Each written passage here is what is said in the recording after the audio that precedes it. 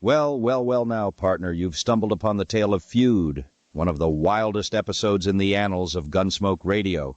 Now, folks, I ain't one to exaggerate, but this here feud's got more twists and turns than a rattlesnake in a square dance. If you're hankering for a good old time, saddle up, sit back, close your eyes, and let your imagination do the rest. And oh yeah, don't forget to subscribe, or else Chester might just challenge you to a duel. And trust me, you don't want to see him dance.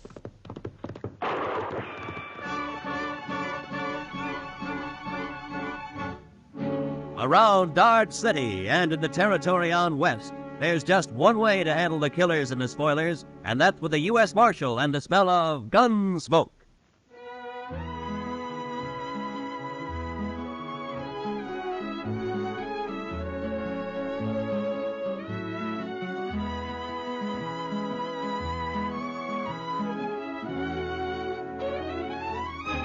Gunsmoke, starring William Conrad. The transcribed story of the violence that moved west with young America. The story of a man who moved with it. Matt Dillon, United States Marshal.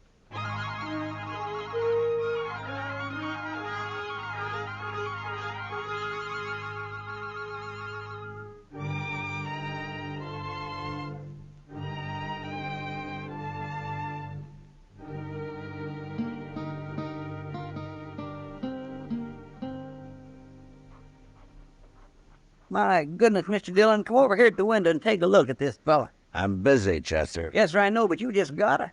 Well, he's the doggonest thing you ever saw. Please, Mr. Dillon, before it goes away. Well, I can't write while you're talking. Look at there. See? In the coonskin hat across the street there? Ah. Why, he looks to be 8 feet tall. That's 'cause he's so skinny. And that long rifle. Looks like a fish pole. How's he gonna shoot buffalo with that? He's a squirrel hunter, Chester.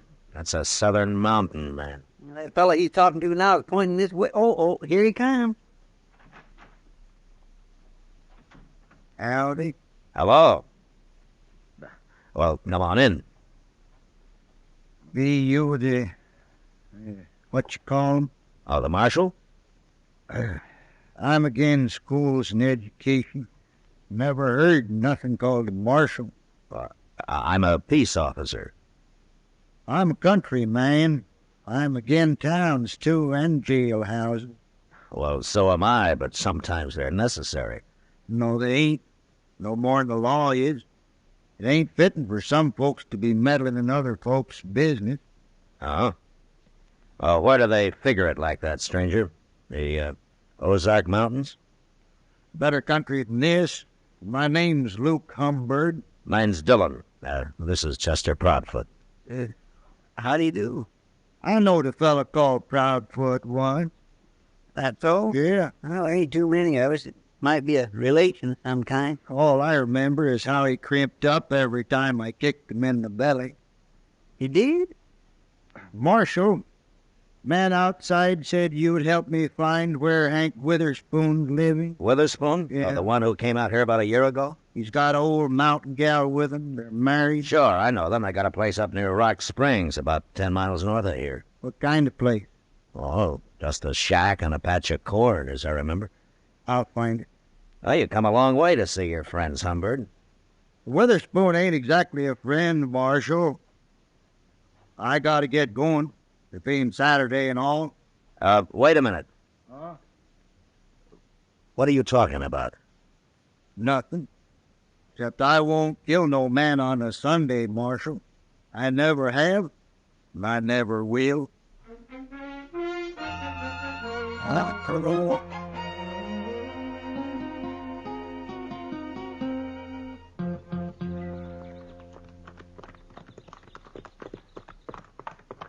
You think Humbird meant what he said, Mr. Dillon? He's too mountain simple to lie, Chester. Hey, look, there's Miss Witherspoon now out in the corn patch. Yeah, I guess it'd be polite to stop and say hello to her first. Come on.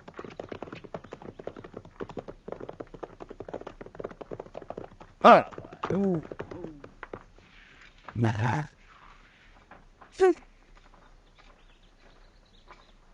Hello, Miss Witherspoon. Howdy, Marshal. You too, Chester. Sorry, ma'am. Poorly. Hank's done heeled it into Dodge, Marshal. But you know today's Saturday? Oh, what's Saturday got to do with it? Every Saturday Hank's in Dodge. He don't come back till Sunday night. Oh, that's funny. I don't recall seeing him in town much. He's got his ways, Hank has. He goes to town, but he ain't too sociable. I see. Miss Witherspoon, do you and Hank know a man called Luke Humbird? Humbird.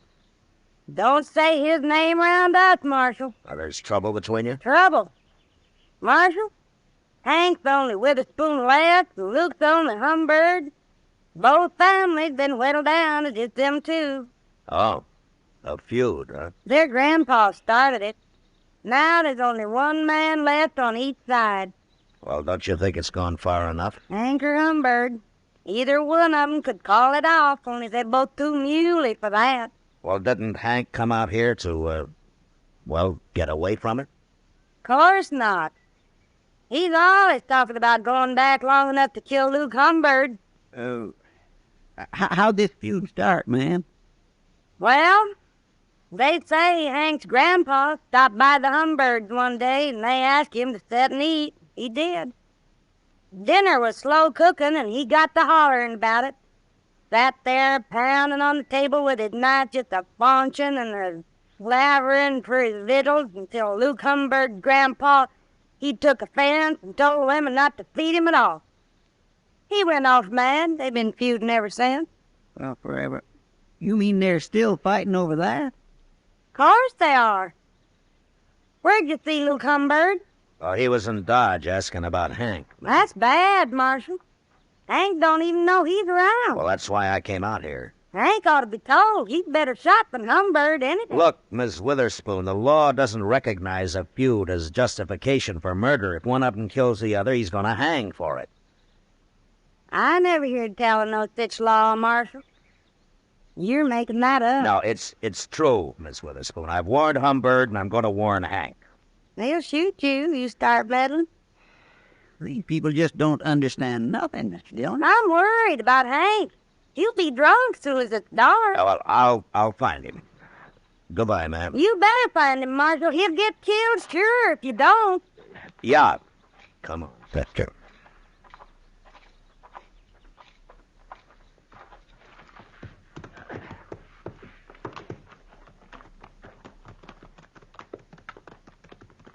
Are hill people all like that, Mr. Dillon? Yeah, they're mighty independent, Chester. They're mighty crazy, if you ask me.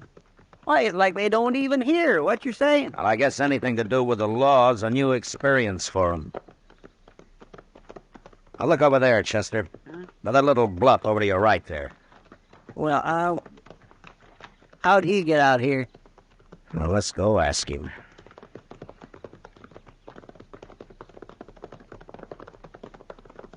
Oh. Hello, Humbird. That Witherspoon's place, Marshal? You don't care whether you hang or not, do you? Shooting a Witherspoon? For shooting anybody. Marshal, you're getting downright contrary. Humbird, why don't you take that squirrel rifle and go on back home? 'Cause it ain't no squirrel rifle, that's why. This here is a human rifle, Marshal. Oh, well, there's no use even talking to him, Mr. Dillon. Where's your horse, Humbird? How did you get out here, anyway? I come afoot. I don't need no horse to travel by. You mean you walked all the way from the Ozarks? Tain't far. When there's Witherspoon a-waiting at the end of it, Maybe I ought to just throw you in jail for a while. then nobody get killed, Marshal. At least not till I got out again. But you're being awful meddlesome. I gotta get closer to that house. So long. Now don't worry.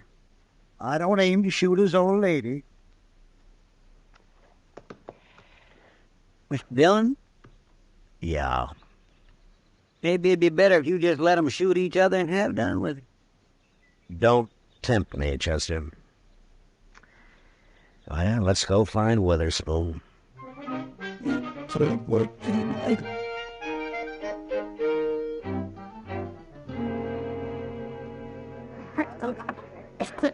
I mean, check on that near. Go ask Sam if he's seen Witherspoon, Chester. All right. Oh, Matt, How are you, Kitty? things have been pretty quiet around here for Saturday night. Well, I'm not complaining about it. The Santa Fe agent told me there's a big Texas herd due to be shipped out of here in a couple of days. Well, those boys will liven things up for you. For you too, I expect. Where you been, Matt? It's pretty near midnight. Kitty, I've been trying to stop a feud. A feud? Yeah, What kind of feud? an old one. There's only one man left on each side. Been a long time since I heard of a feud around Dodge. Well, this one kind of got transplanted from the Ozarks. Say, don't tell me that crazy Hank Witherspoon's mixed up in it. I've been trying to find him all evening. You know where he hides out? I bet you $1 he's right out back, Matt. What? Regular as clockwork. Every Saturday night he comes in carrying a long rifle and buys a bottle of corn from Sam and takes it out back and drinks it. All alone, as far as I know. He just sits there, looking at the moon and drinking his whiskey. Never causes any trouble. No wonder I never see him around. Mr. Dillon? Yeah, I know, Chester. Kitty just told me. Go see if he's there. Bring him in, will you? Yes, sir. Who's he feuding with, Matt? Fellow by the name of Luke Humbird. I never heard of him. He just arrived today. On foot. On foot? Yeah, he's all legs, Kitty. A real traveling man. Well, if he's anything like as weird as Hank Witherspoon, you've got a problem on your hands. Yeah, I know. Yeah, here he is, Mr. Dillon. I made him leave his rifle outside.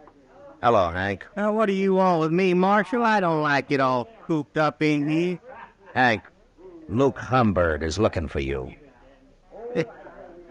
Birds and the Witherspoons been looking for each other nigh on to 40 years, Marshal. They most all got found. How drunk are you, Hank?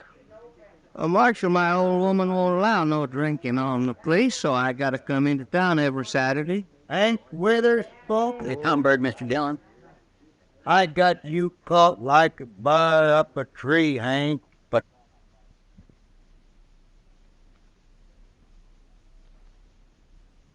Down that rifle, Humbird. You're gonna kill me? I ain't even got my gun. Put it down, I said. Get out of the way, Marshal. I'll shoot you too if you don't. Now you listen to me. hey, wait a minute, everybody. I just thought of something. Why don't all you folks stop meddling in this? It's after midnight, Humbird. What? It's Sunday. Sunday? Oh, no. Yeah, he's right, Humbird. Well, of all the gall-blamed luck. Now I'll have to put off killing you, Hank. I won't shoot a man on Sunday. Even a Witherspoon. Well, of course you won't. Hey, Luke, you sure traveled a long ways. Well, I got tired waiting for you to come back home. I was figuring coming back this summer for a spell. Alone. I know. I seen your old lady scratching around in that corn patch. She said she ain't never going back, hard as it is here. Oh, well, fellers can make a crop here sometimes, Luke. Yeah. But it's a hard fight with a short stick. You got no hogs out there. Where are your hogs, Hank? I'll be getting some. Oh. Hey, Luke, I'll tell you something. What? I got me a little jug out back. It's most empty now, but we could maybe buy us another one and set out there for a spell and kind of get soured on the cob. Well, might as well. We can't do no shooting till Monday. Where do we buy this whiskey? I'll show you. Feller over here, he sells it. You'll have to lend me some money, Hank. I didn't bring none with me. Get a varsity. What? If that don't beat all. Matt, why don't you put him in a cage and send them back where they came from? I'd like to, Kitty. People here are getting quite a kick out of this. Yeah, I know. Those two hillbillies are making me look like a fool, and I don't know what to do about it. Had the limbs about as easy as trying to stop it from raining. Well, I'm going to bed.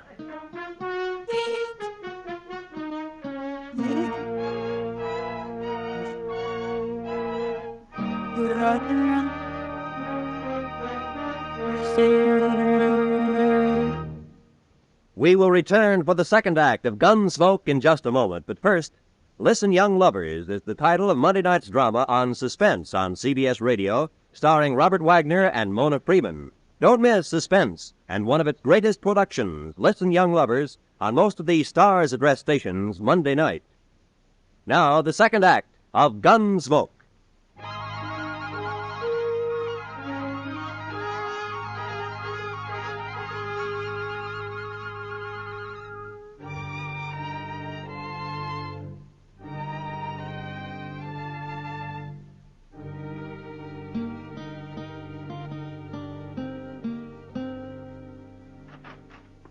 Well, Matt, Chester around? You went across the street for a beer, Doc. You ought to be back soon. Well, it can wait till morning. Well, Matt, I've been hearing all day about your Feud mountaineers. Yeah, they've been drunk all day, lying around out back of the Texas Trail.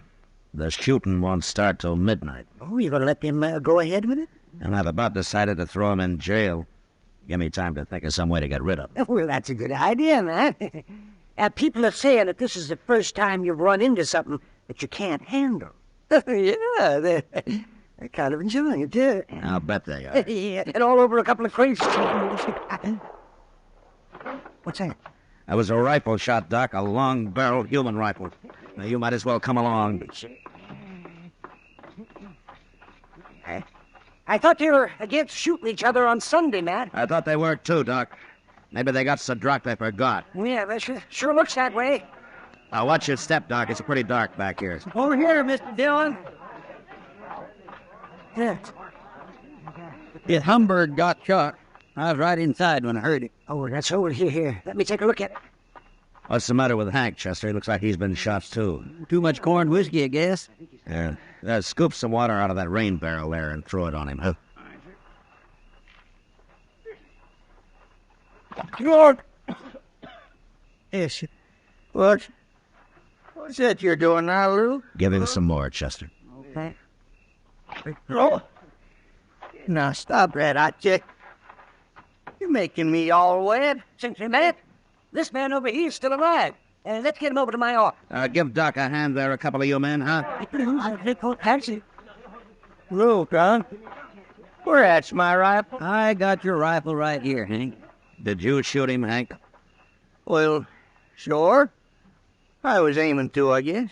How could you shoot him if you were passed out? I don't know, Marshal. We got pretty drunk. I thought neither of you'd shoot a man on Sunday. No, of course not. Why did you, then? You mean it's still Sunday? Hank, I don't believe you did this. Marshal, you quit messing around. I'll shoot you next. Chester, Yes. throw him in jail. I'm going to take a look around. Jail? I ain't going to jail. Come on, get moving, Hank. No. Come on, I'll poke this rifle right through. Just quit that. Well, then start walking. You put me in jail, I'll just bust right out again. Oh, no, you won't. A lot of lads will break your leg.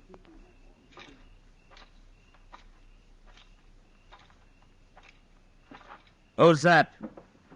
All right, hold it right there. Hold it or I'll shoot. All right, that's better. Now get your hands up. Well,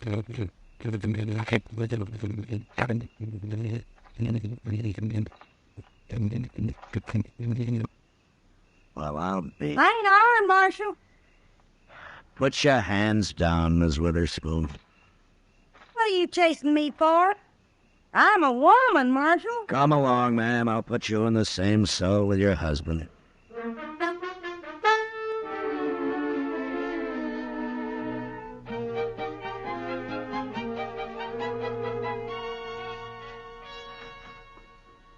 Well, I just give 'em their breakfast, Mr. Dillon. Slow, Doc. Morning, sister. How's Luke Humbird doing? Well, I was just telling Matt. It's like shooting a bullet through water with that man. Oh, he's not about to die. Well, that's good news, I guess. Well, I'm going to talk to the Witherspoons. You two waiting here, huh?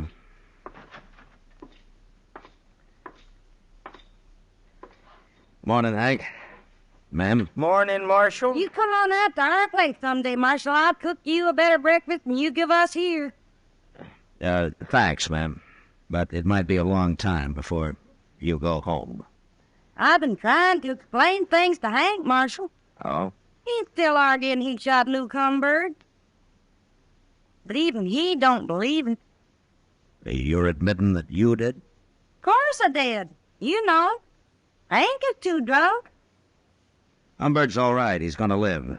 but you'll still have to stand trial for attempted murder, Miss Witherspoon. Judge ain't gonna do nothing to a woman. What'd you go do it for anyways? Feuding is a man's job. I got to thinking, that's why. Worrying About what? about you being too drunk to fight come Monday. And when I seen you laying around out back there, I knowed I was right, so I took your rifle and shot him. Don't you know if you'd killed Humbird and I hadn't caught you, Hank would hang for this? You still saying that, Marshal? Oh, don't pay him no mind, woman. Hey, Marshal, when you gonna let me out of here? So you can go shoot Luke Humbird? No, you're staying here, Hank. You can't keep him locked up, Marshal. Yes, I can. No. It's all a mistake. I didn't have to shoot Luke at all. What? Well, the reason they got so drunk was they were celebrating. Celebrating what? They decided to call the feud off, Marshal. Both of them at the same time. Luke Humberg's gonna come out, go to work for Hank. We don't live on the place. They got it all figured out. They's too drunk to tell me.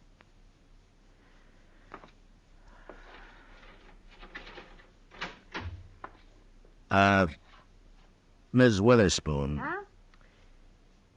I'll go talk to the judge. If you'll do me a favor, huh? Why, sure, Marshal. Go on home and take Hank with you, and I'll send Humbird out as soon as he's well enough to travel, and keep him out of Dodge. Will you? Please? Both of them? Sure, I will. Come on, Hank.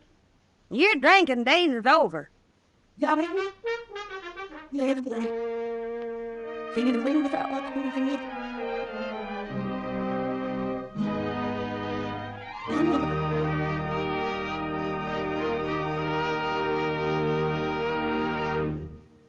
Gunsmoke, transcribed under the direction of Norman MacDonald, stars William Conrad as Matt Dillon, U.S. Marshal. Tonight's story was specially written for Gunsmoke by John Meston, with music composed and conducted by Rex Corey.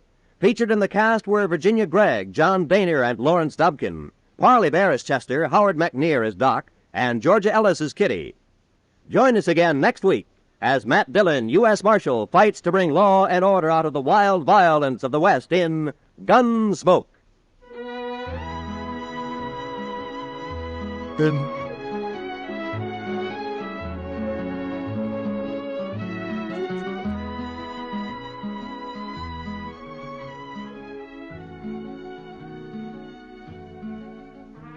Here's a tip.